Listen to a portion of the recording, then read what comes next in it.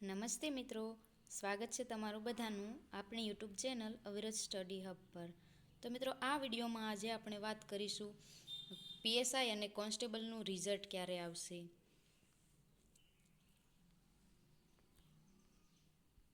પરીક્ષા પૂરી થઈ તેને ઘણો સમય થઈ ગયો છે. પરીક્ષા આપણે વાત કરીએ તો પોલીસ કોન્સ્ટેબલની પરીક્ષા 15 જૂન 2025ના રોજ લેવાની હતી. ત્યારબાદ તેનું રિઝલ્ટ ઓગસ્ટ મહિનામાં આપવામાં આવ્યું હતું.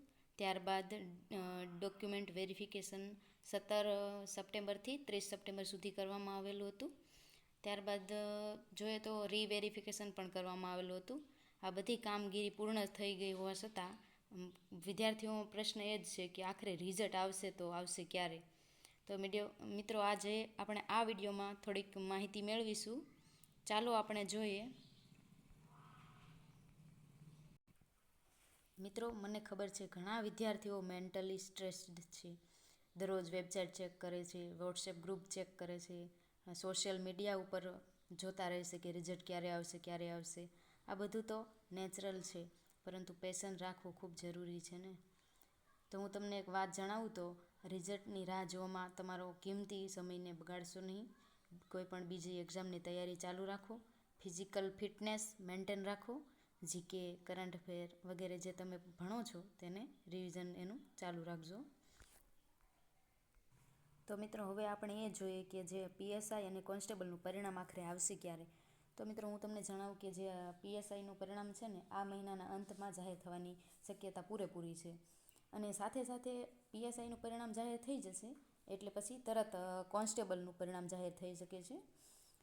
પીએસઆઈ અને કોન્સ્ટેબલના ઉમેદવારો જ રાહ જોઈને બેઠા છે અને હવે લાગે છે કે જલ્દી જાહેર થઈ શકે છે.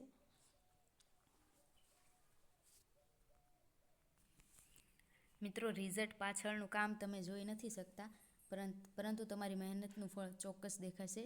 સિસ્ટમ સ્લો છે, પરંતુ ન્યાય અચૂક છે. મને ખબર છે મિત્રો કે પોલીસ યુનિફોર્મ માત્ર નોકરી જ નથી, એ જવાબદારી અને સપનું પણ છે. અને સપના હંમેશા લાસ્ટ મોમેન્ટમાં જ પરીક્ષા લેતા હોય છે. તો મિત્રો, આપણે થોડુંક પેશન્સ રાખશું અને આપણો ટાઈમ વેસ્ટ નહીં કરીએ અને બીજી તૈયારી પણ ચાલુ રાખશું. બહુ અત્યારે સોશિયલ મીડિયામાં આવતું હોય છે કે રિઝલ્ટની અપડેટ આ તે, મતલબ એમાં તમારે વિડીયો જોવામાં ટાઈમ ન બગાડવો જોઈએ. આગળ તમે તૈયારી કરજો. તમારે ફક્ત 2 વસ્તુઓ ધ્યાનમાં રાખવી જોઈએ અત્યારે: પેશન્સ અને પ્રિપરેશન. બાકીનું કામ તો રિઝલ્ટ પોતે કરી જ દેશે. તો મિત્રો, હવે આપણે આગળ વાત કરીએ કે નિમણૂક પત્ર ક્યારે આપવામાં આવશે અને ટ્રેનિંગ ક્યારે શરૂ થશે અને તેની આપણી પહેલી સેલેરી ક્યારે આવશે. તો આપણે જોઈએ તો નિમણૂક પત્ર છે ને, ગાંધીનગરમાં એક કાર્યક્રમ યોજાશે. ત્યાં બધા જ પોલીસ કોન્સ્ટેબલ 12,000 ને બધા ભેગા થશે. ત્યાં તમને એવું હોય છે ઘણીવાર કે મુખ્યમંત્રીના હાથે તમને નિમણૂક પત્ર આપવામાં આવતા હોય. હવે જોઈએ આપણે કે આ વખતે કેવી રીતના થશે. તો આપણે એ જણાવી દઈએ કે ટ્રેનિંગ શરૂ જાન્યુઆરીમાં થઈ જશે. તમારું આ ડિસેમ્બરમાં તો ફાઇનલ રિઝલ્ટ આવી જ જશે. ત્યારબાદ ટ્રેનિંગ જાન્યુઆરીમાં શરૂ થવાની શક્યતા 100% છે. અને જ્યારે આપણે ટ્રેનિંગ શરૂ થઈ જતી હોય છે ત્યારે જ આપણે જે દિવસથી આપણી ટ્રેનિંગ શરૂ થાય ને તે જ દિવસથી આપણી સેલેરી પણ શરૂ થઈ જતી હોય છે.